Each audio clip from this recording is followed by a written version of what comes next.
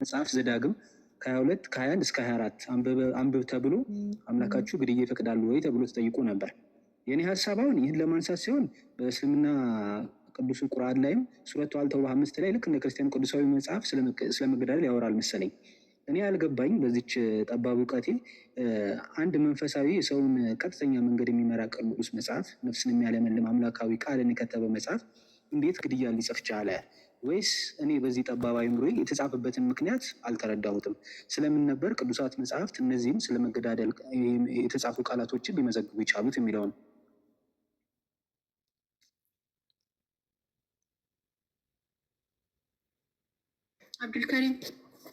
አብዱልከሪምን ጃቢርን እና ኢብራሂምን ፎሎ አድርጓቸው። እሺ ቀጥል አብዱልከሪም።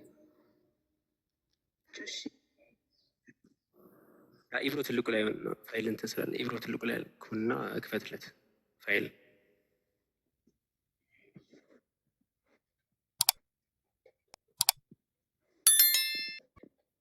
ኢብሮ አለ አይደል? አብዱ አለው። ቆይ አንድ ጊዜ አፉ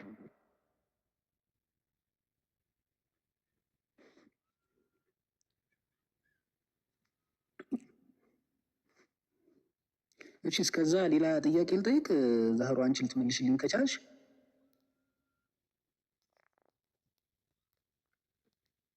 አብዱ ምንድን ነበረ የፈለግከው? አልሰማሁም።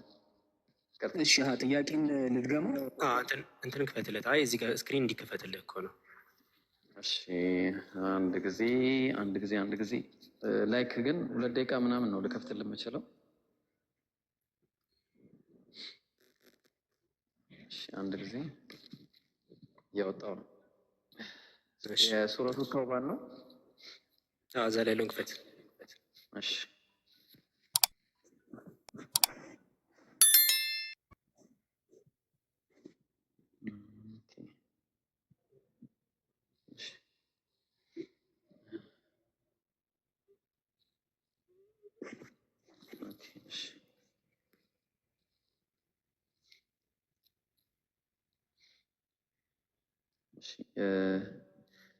ልቀጥልለት ወይስ አብዱ?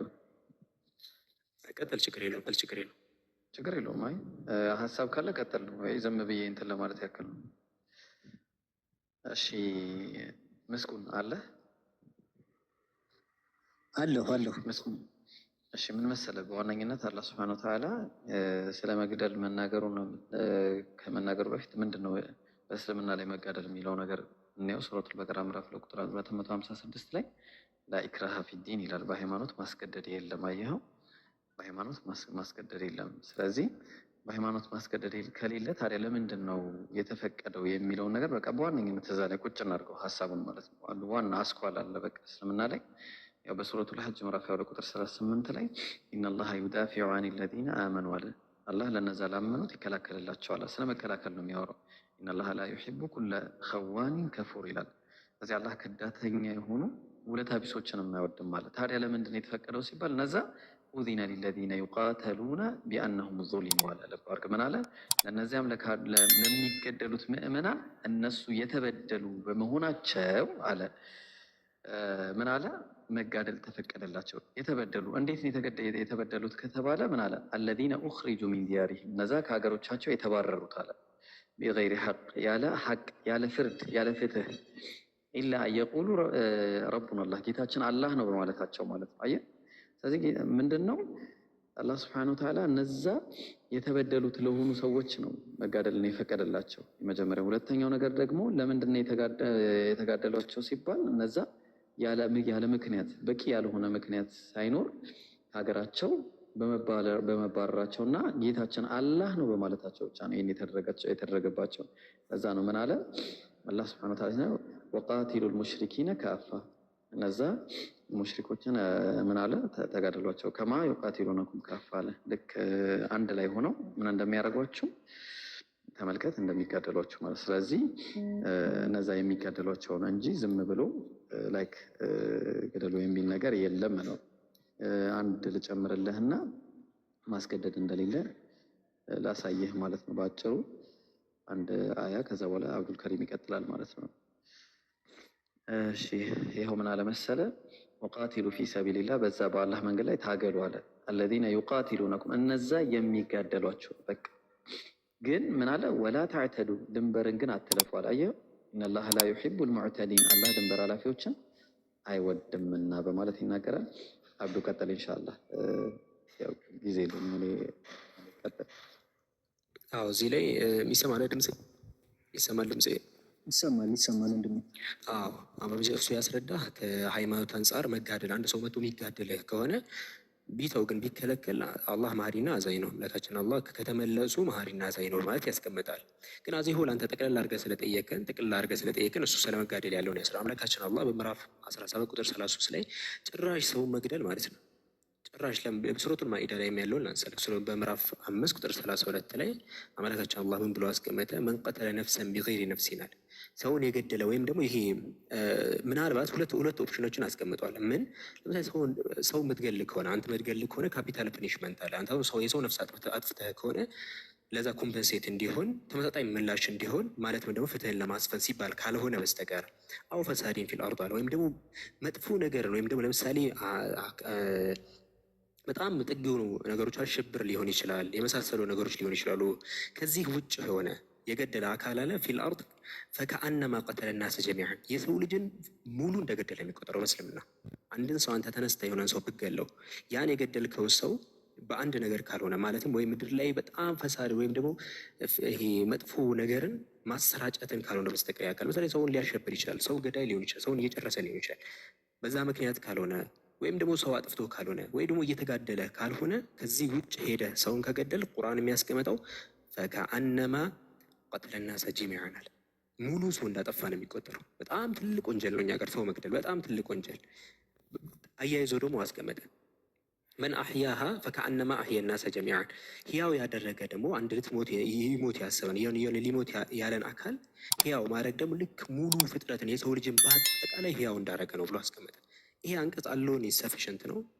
ኢስላም ግድያ እንደማያበረታታ ግን ሰልፍ ዲፌንስን ግን ያበረታታል። አንድ ሰው ቢላዋ ይዞ አንገት ላይ እንዲህ ሲሰካብህ ኖ አንገትህን ስጠውና ተቆረጥ፣ እንደዚህ እኛ እናምንም። እንደዚህ አይነት ትምህርት የለም።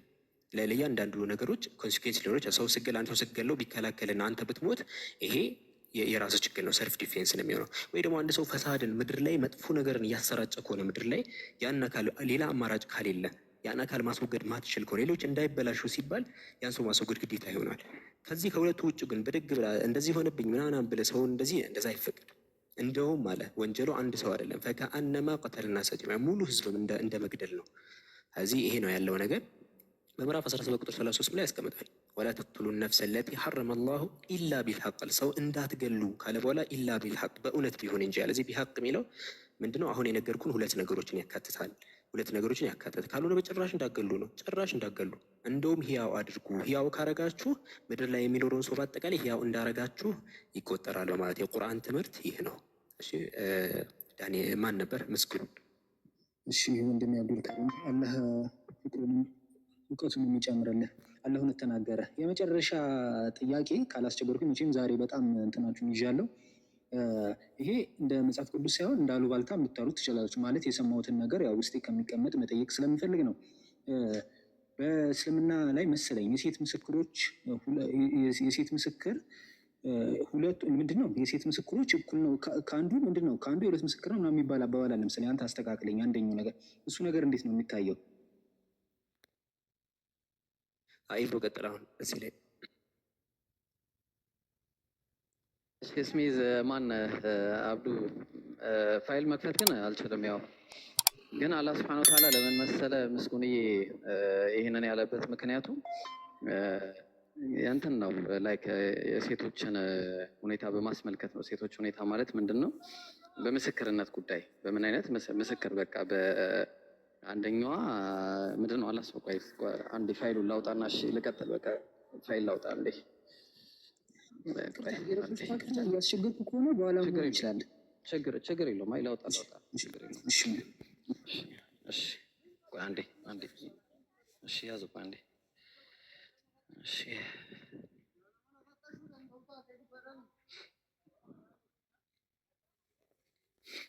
በእንትን ሲሆን ያምራል ብዬ ነው። እሺ እንጂ ያው ማስረዳቱ ቀላል ነው። እሺ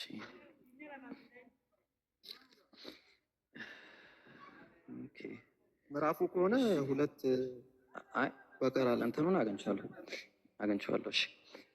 እሺ ምን ይላል መሰለህ? ያው ናቂሳቱል ዐቅል የተባለበት ነው እንግዲህ አላህ ሱብሓነሁ ወተዓላ በቁርአን ላይ ያለውን አስመልክቶ ነቢያችን ሰለላሁ ዐለይሂ ወሰለም የተናገሩትን ነው እዚህ ላይ ያለው ማለት ነው። ምን አለ? ወስተሽሂዱ ሸሂደይኒ ሚን ሪጃሊኩም ከወንዶቻችሁ እንግዲህ ምን አልኩ? ምስክሮችን አድርጉ። ፈኢለም የኩና ረጁለይን ሁለት ወንዶች ከሌላችሁ ማለት ነው ፈረጁሉን ወይ አንድ ወንድ ወምራአታኒ ወይ ከአንዱ ወንድ ጋር ሁለት ሴቶችን ሚመን ተርደውና ሚን ሹሀዳ አለ የምትወዷቸው የተመቻችሁን እናንተ ከምስክር የተባሉትን ማለት ነው። ስለዚህ አሁን እዚህ ጋር የተባለበት ምክንያት ከምን አንጻር ነው ከተባለ ሴቶች በዚህ በምስክርነት ዙሪያ ላይ አንደኛዋ ብትረሳ ሌላኛዋን እንድታስታውሳት ከሚል አንጻር ነው። አንደኛዋ ብትረሳ እዛው ቁርአኑ ይናገራል። አንደኛዋ ብትረሳ ሌላኛዋን እንድታስታውሳት። ለምን ከተባለ ለምሳሌ ሴቶች በተለያዩ ሁኔታ ሀይድ ላይ ሊሆኑ ይችላሉ፣ ወይ ደግሞ ኒፋስ ላይ ሊሆኑ ይችላሉ።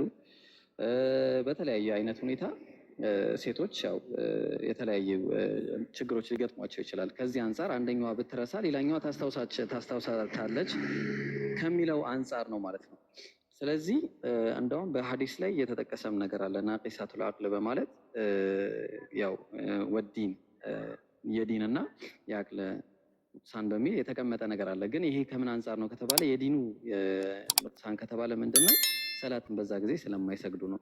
በዛ ጊዜ ሀይድ ላይ ወይ ደግሞ የወር አበባ ላይ በምትሆንበት ጊዜ አንዲት ሴት ሰላትን አትሰግድም፣ ጾምንም አትጾምም ማለት ነው። ይሄ ነው ጉድለት የተባለው። ሁለተኛ ደግሞ ዐቅል የተባለው ደግሞ ቅድም እንደነገርኩ በምስክርነት ጊዜ ያለውን ሁኔታ አስመልክቶ ነው ማለት ነው። ምስክርነት ጊዜ አንዲት ሴት በዛው በሚመጣባት ተጽዕኖ ሁኔታ ላይ ተመርኩዞ ያለው ነገር ነው ማለት ነው። ግልጽ ነው። ለምሳሌ ሀይድ ላይ ሆነ አንዲት ሴት በጣም ሊያማት ይችላል፣ ልትረሳ ትችላለች ምናልባት። ወይ ደግሞ ኒፋስ ላይ ማለት የወሊድ ደም ላይ ልትሆን ትችላለች። በዛ ሰዓት ያለው ሁኔታ ማጥባት ላይ ልትሆን ትችላለች። የተለያየ አይነት ሁኔታዎች አሉ ሴቶች ላይ ያሉ ማለት ነው። ለዚህ ነው አንዲት ሴት ሁለት ሴቶችና አንድ ወንድን አድርጎ ያለው አላህ ሱብሓነሁ ወተዓላ ከዚህ አይነት ሁኔታ አንጻር ነው ማለት ነው። ወዳጅ ግልጽ ነው። በጣም አመሰግናለሁ። እዚህ ላይ ኦኬ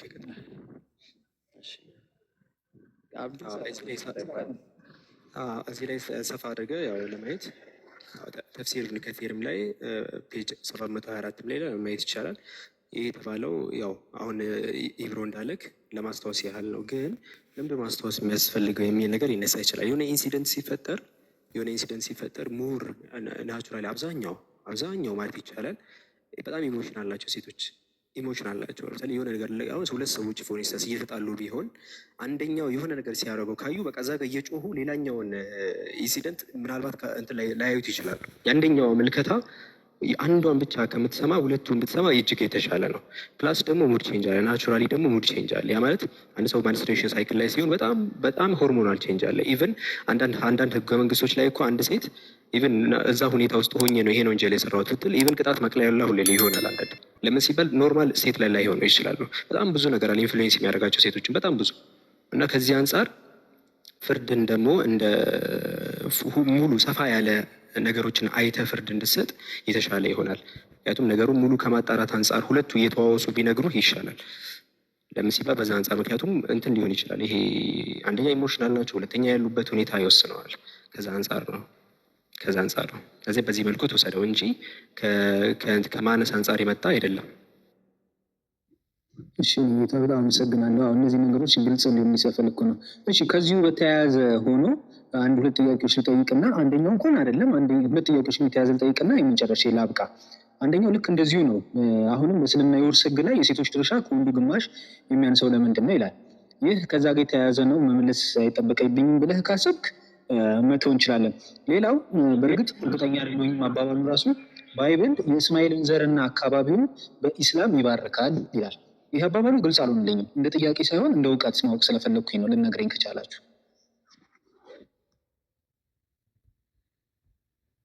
የውርሱ ላይ ልሂድና ከዛ በኋላ የእስማኤል ላይ ግልጽ ስላልሆነ ጥያቄው እንትን ትላለህ። መስኩን ውርስ ላይ ከሆነ ሴቶች የሚወርሱት ከወንዶች የተወሰነ ያነሰ ነው። ግን በጣም በሚገርም ሁኔታ ሴቶች የሚወርሱት ውርስን ሳይሆን ማየት ያለብህ ልክ ስታገባ ወንድየው ነው ያው የመህር ግዴታ ያለበት መህር የሚሰጠው ወንድ ነው። ሁለተኛ ልጁ መዳር ያለበት ወንድ ልጅ ነው። ሶስተኛ ከቤቷ ተፈናቅላ ብትመለስ የመርዳት ግዴታ ያለበት ወንድየው ነው። የእሷ ንብረት የራሷ ንብረት ነው። የባሏ ንብረት ደግሞ የእሷም የራሷም ነው። ባልየው ግን የእሷ ንብረትን መንካት አይችልም ያለ እሷ ፍቃድ ማለት ነው። የፈለገችውን ያህል የወረሰችውን ቢኖራት ማለት ነው። ስለዚህ ከዚህ አንጻር ኢማጅን የእሱ ብር ሁል ጊዜ እሷ ሚሊዮነር ብትሆን እንኳን የእሷን ሚሊዮነር የሆነችውንበትን ብር ማለት ነው እሷ በየትኛውም አይነት ሁኔታ ላትሰጠው ትችላለች ከፈለገች ማለት ነው። እሱ ግን ግዴታ ሄዶ አርጃሉ ቀዋሙን ዐለ ኒሳ እንዳለው አላህ ሴቶች በወንዶች ላይ የበላይ አስተዳዳሪ ናቸው እንዳለው ሁሉ ሄዶ ጥሮ ግሩ ማስተዳደር የፈለገውን ነገር አድርጎ እሷን ማስተዳደር ግዴታ አለበት። ግን ከፈቀደችለት ደግሞ ፈኩሉሁ ሀኒአን መሪአ ብሏል። ሳይመረገጋችሁ ብሉ ብሏል ከፈቀደችለት። ከዛ በተረፈ ግን የሴቷ ብር ሁል ጊዜ እንደተቀመጠ ነው የሚኖረው ማለት ነው። ስትፈልገው ነው የምትጠቀመው እየመነዘረች። የእሷ ብር ይጨምራል፣ የእሱ ብር ግን ሁል ጊዜ እየጎደለ ይሄዳል ማለት ነው። ይሄ ነው የመጀመሪያው ጥያቄ። ግልጽ ነው? አዎ ግልጽ ነው። አመሰግናለሁ። ሁለተኛውን ጥያቄ በቃ እንደዚህ ግልጽ አይደለም፣ አላወኩትም እኔ ከሰማሁ ከገባ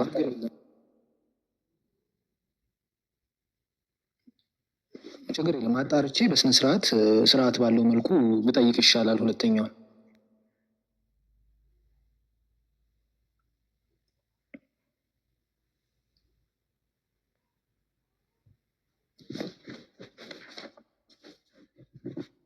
ያለ ቀጥሎ ወደ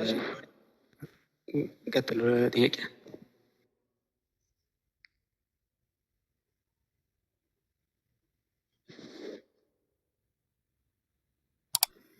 ጠይቅ። ጥያቄ ካለ ቀጥል መቀጠል የሚጠብቁት ይቅርታ ኔትወርክ እንትን ብሎ አይ ጨርሻለሁ፣ ግን ሻሃዳ መቀበል እፈልጋለሁ።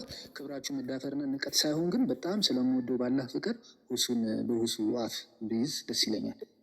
ኧረ እኛ ችግር የለብንም። ዋናው ያንተ መዳን ነው። አንዴ ምንም ችግር የለውም። ምንም ችግር የለውም።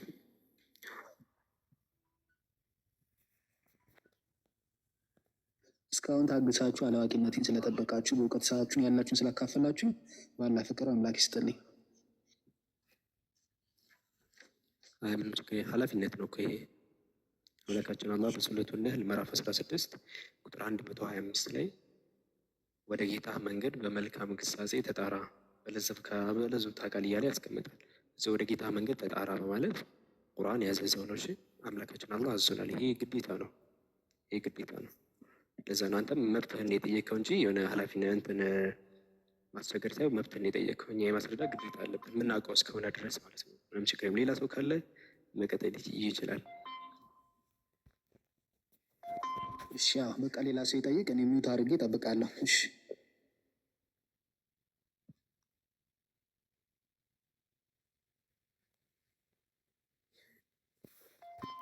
ያ ትችላለህ። እሺ ቅድም ባይ በኋላ እሱን ላይፍ ሲገባ ከሌሎችም ሰዓት ላለመጠየቅ ይመስለኛል። ሻሃዳ ከተባለ ወዲያ አሁን የተከበረው ረመዳን ጾም ወቅትም ስለሆነ መጾም መስገድ መጀመር አለበት አይደል? አዎ አይ ችግር የለውም። ልክ እንትን ስል ያስረዳል እሱ። ከዚህ በኋላ እንዴት አደርጋለሁ የሚል ከሆነ ሀሳብ አይ አይደለም እንደ ሀሳብ ነው እንትኑ ነው። እሺ ችግር ምንም ችግር የለውም። አይ መጀመሪያ ስገባ ያው መጀመሪያ ላይ ሕክምናም ላይም ስለነበርኩኝ ምናምን ትኖች ነበሩኝ እና እነዛን ነገሮች ሕክምና ጨርሼ ነው መጀመሪያ ያለብኝ። ያው ማለት ሻሃዳውን ብቀበልም ጾሙን ስገቱን ስለማልችል ማለት ምክንያቱም ግሬን ተሰርቼ ቤት ስለሆነ ያለሁት። በቃ ምንም ችግር የለውም። የመጀመሪያ ያስረዳሃል እሱ። በመጀመሪያ ምንም ችግር የለውም። እንትኑን ነው ይሄ የምትችል ከሆነ ብቻ ነው ነገሮችን አላህ የምችሉትን ያህል ፍሩት ብሎ ነው የሚያስቀምጠው። ላይ ዩከሊፉ ላሁ ነፍሰን ኢላ ውስዐሃ ብሎ ነፍስ ከምችለው በላይ አላህ አይጠይቃትም። ግዴታ ሰላት ግዴታ ነው። ሌሎች የምችላቸው ከሆነ ብቻ እንዳለ የምችላቸው በሚል ተያይዞ ሚጠው አንድ ሰው ጾም ላይ ከሆነ ፈመን ካነ ሚንኩም መሪደን አው ዐላ ሰፈሪን ፈዒደቱ ሚን አያሚን ኡኸር እያለ ያስቀምጣል። ጾም ግዴታ ነው ካለ በኋላ እያይዞ ያስቀምጣል። በምችለው መልኩ የምታደርግበት የተለያዩ ኦፕሽኖች አሉ። መጾም ካልቻልክ በተለያዩ መልኩ ብቻ ሰው ያስጨንቅክ ያስረዳሃል። አሁን ከዛ በኋላ ይቅርታ በደንብ አመሰግናለሁ። ምንም ችግር የለም። ዛህራ ካለች ያስገባዋት።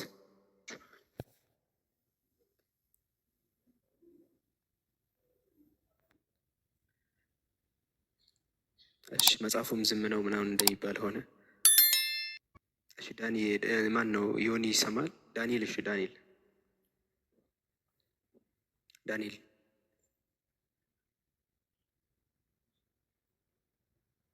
የሚያወራ ሰው የለም። እንግዲህ ምንም ማድረግ አንችልም። ኢብራሂም ቀጥል። ምን ልቀጥል? አይ ቅድም በተነሳው ነገር ላይ ምናልባት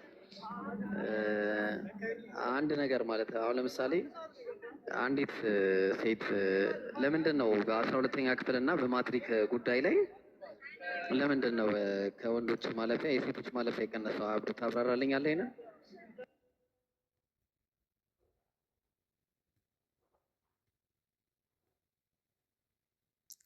ወደዛ አንዴ ወጥቼ ልግባ ጋይስ። አንዴ ወጥቼ እመለሳለሁ። አድሚኖች እንትን በሉ። አንዴ ወጥቼ ልምጣ። ፈተና ማለፊያ ምናምን ነገር ነው። ማትሪክ ውጤት ማለፊያ የሴቶችና የወንዶች እንዲሁም የ12ኛ ያው የድሮ ስናስበው ለምን ነው የተለያየው? ሰላም አለይኩም አላችሁ ልጆች። አለይኩም ሰላም። እሱ ልጆች አዳም ያዝ ይፈልጋል። تسمعون كلامي ولا؟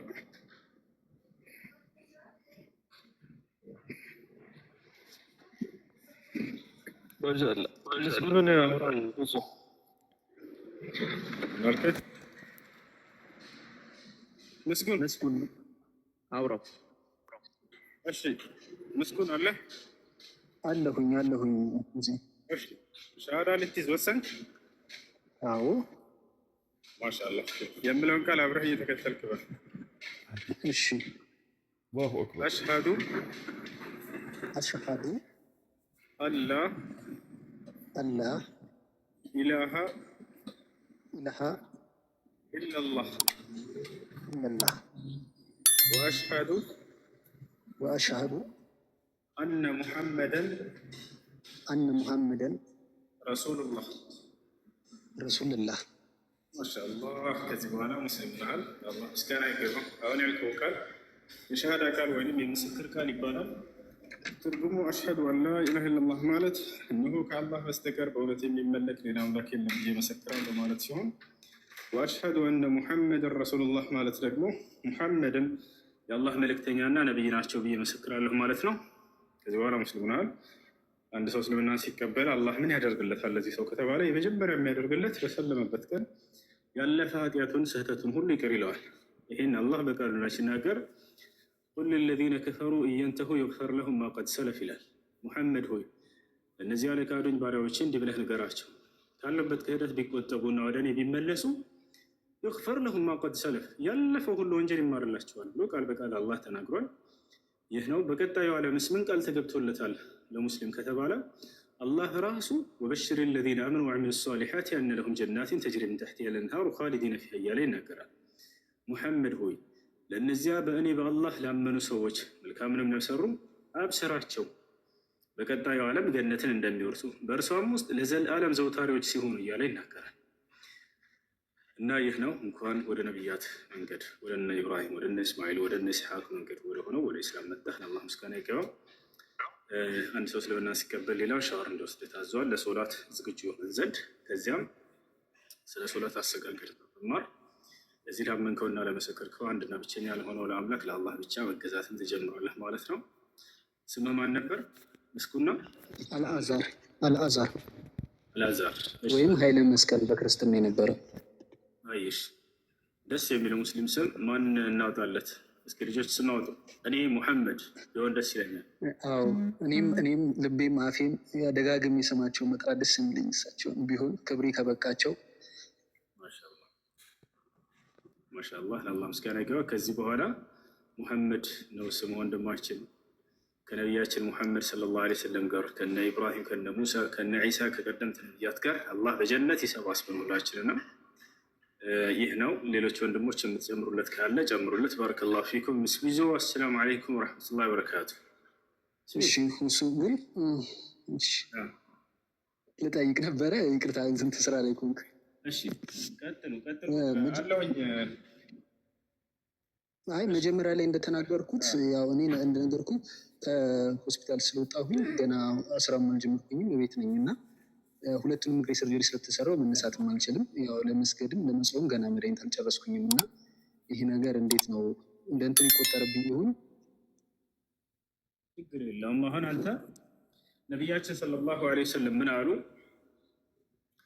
صل قائما فإن لم تستطع فقاعدا فإن لم تستطع فعلى جنب فإن لم تستطع فأومئ إيمان አሉ። ቁማችሁ ስገዱ። ቁማችሁ መስገድ ካልቻላችሁ ቁጭ ብላችሁ ስገዱ አሉ። ወንበር ላይ መቀመጥ ከቻላችሁ ቁጭ ብላችሁ እዚያው የአሰጋገድን ስርዓት እንነግራለን። ስለ ሶላት አሰጋገድ መጀመሪያ ምን እንደሚባል በውስጡ ምናምን ከያዝካቸው በኋላ በሶላት ላይ የምትላቸውን ትይዝና ቁጭ ብለህ መስገድ ይቻላል። ወንበር ላይ መቀመጥ ከቻልክ ማለት ነው። ተቀምጦ ራሱ መስገድ ያልቻለ እዛው ተኝቶ ከሆነ ያለው ሰውየው ፈኢን ለም ተስተጢዕ ፈዐላ ጀንብ አሉ። ጋደም ብላችሁ ተኝታችሁ ቢሆንም ስገዱ ብለው ተናግረዋል። ፈኢን ለም ተስተጢዕ ፈአውሚእ ኢማን አሉ። ተጋድማችሁ ራሱ ተኝታችሁ መስገድ ካልቻላችሁ በማመላከት ስገዱ አሉ። ስለዚህ ቁጭ ብለህ መስገድ የምትችል ከሆነ ሶላት ውስጥ የሚባለውን ነገራቶች ልጆቹ ይሰጡሃል፣ ትሰግዳለህ ማለት ነው። ድረስ ልቀጥልልህ ለማለት የፈለገው የሰላት አሰጋገድ አሁን ዋናው ከአንተ የሚጠበቀው ሰላት ወሩም ረመዳን ስለሆነ እንዴት አደርጋለሁ የሚለው ጥያቄ እሱ ስለሆነ ሰላት ላይ መጀመሪያ አንድ ሰው የቻለ ሰው መስገድ የቻለ ሰው ቆሞ እንዲሰግድ ነው። አላህ ሱብሓነሁ ወተዓላ አንዲትን ነፍስ ከምትችለው ነገር በላይ አያስገድዳትም። ለምሳሌ አንተ ከምትችለው ነገር በላይ አላህ ሱብሓነሁ ወተዓላ አያስገድድህም። ገብቶሃል? ከዛ አንጻር የቻለ ሰው ቆሞ ይሰግዳል። ቆሞ መስገድ ራሱ ያልቻለ ሰው በህመም ምክንያት ሊሆን ይችላል። በተለያየ ቆሞ መስገድ ያልቻለ ሰው ደግሞ ቁጭ ብሎ መስገድ ይችላል። ቁጭ ብሎም ደግሞ ማይችል ሰው ደግሞ አለ አይደል? ቁጭ ብሎ ራሱ ማስነገር ማይችል ሰው አለ። አሁንም እንደዚህ በህመም በተለያዩ ምክንያቶች ተኝቶ አልጋው ላይ ያለ ራሱ መስገድ ይችላል። አልጋው ላይ ያለ ማለት ነው። ተኝቶ እስኪችል ድረስ አልጋው ላይ ያለ ራሱ መስገድ ይችላል። ስለዚህ አሰጋገዱ እንዴት ነው? ተኝቼስ ታዲያ እንዴት ነው የሚሰገደው? እነዚህ ነገራቶችን ኢንሻአላህ በውስጥ እንላለን፣ እንነጋገራለን። ምንድነው ማለት ያለብህ፣ እንዴት ነው ማድረግ ያለብህ የሚለውን እያንዳንዱ ዲቴይሉን ማለት ነው። ሰላቱ ይሄን ይመስላል። ምን ጉዳይ ነው አይደል? አዎ መድኃኒት ስብስባለ እንደነገርኩህ አሁንም ላ ዩከሊፉላህ ነፍሰን ኢላ ውስዐሃ ነው። አላህ ሱብሓነሁ ወተዓላ አንዲትን ነፍስ ከምትችለው ነገር በላይ አያስገድዳትም። ስለዚህ ለምሳሌ አንተ መጾምህ አደጋ ላይ የሚጥልህ ከሆነ ለምሳሌ አሁን ረመዳን ነው። ረመዳን አንድ ሰው ብሉግ በደረሰ ለአቅመ አዳም በደረሰ ሰው ላይ ግዴታ ነው። ስለዚህ ያንን ግን አንተ ያ ነገር መጾምህ ወይም ደግሞ ይህን ጾምን መጾምህ አንተን አደጋ ላይ ለጤናህ በጣም አስጊ ደረጃና የሚያሳምምህ ከሆነ ጾሙ ግዴታ አንተ ላይ አይሆንም ማለት ነው። ጾሙ ግዴታ አይሆንብህም። አንደኛ ይህንን ማወቅ ያለብህ። አይ መድኃኒቶቹ አሉ። መድኃኒቶችን ግን ከአፍጥር በኋላ ብሎ ማለት ለምሳሌ ወደ 1 ሰዓት አካባቢ ምሽት ጾሙ ካለቀ ማለት ነው፣ በኋላ ፀሐይ ከገባች በኋላ ማለት ነው። እና በዛ በሌሊቱና በማታው ክፍለ ጊዜ ያንን መድኃኒት መውሰድ እችላለሁ፣ ታይሙን አሬንጅ ማድረግ ችዬ ቀኑን ግን መጾም እችላለሁ የምትል ከሆነ መጾም ትችላለህ በዛ ታይም። አይ ኖ ይሄ መድኃኒቱ ግን እንደዚህ የሚወሰድ ስላልሆነ በቀኑ ክፍለ ጊዜ ግዴታ የሚወሰድ ነው፣ መድኃኒቱ ብቻ ሳይሆን መጾም የራሱ ለጤናዬ ጉዳት ያደርስብኛል፣ መጾም የራሱ ጉዳት ነው የሚል የሄልዝ ኮምፕሌክሲቲ ነገር ካለ አንተ ላይ ግዴታ አይሆንም፣ ጾሙ አንተ ላይ ግዴታ አይሆንም። እንደውም መጾሙ ይጠላል። አንተ ላይ ህመም እያለብህ መጾምህ ህመምህን አባብሶ ለከፋ ደረጃ የሚያደርስህ ከሆነ እንደውም መጾም አይቻልም። ለምን? አላህ ሱብሓነሁ ወተዓላ ነፍስን አንድን ሰው ከሚችለው ነገር በላይ አላስገድዳትም። በምንችለው ነው አላህ ሱብሓነሁ ወተዓላ ያዘዘን። በዛ በምንችለው ነው ያዘዘን። ስፔሲፊክ የሆነ ሲናሪዮን ያው በህመም ደረጃ ጀነራሊ ይሄን ይመስላል። ግን ያንተ ደግሞ እንዴት ነው ምናምን የሚለውን አንተው ታውቃለህ። ህመሙ በምን ያክል መጠን ነው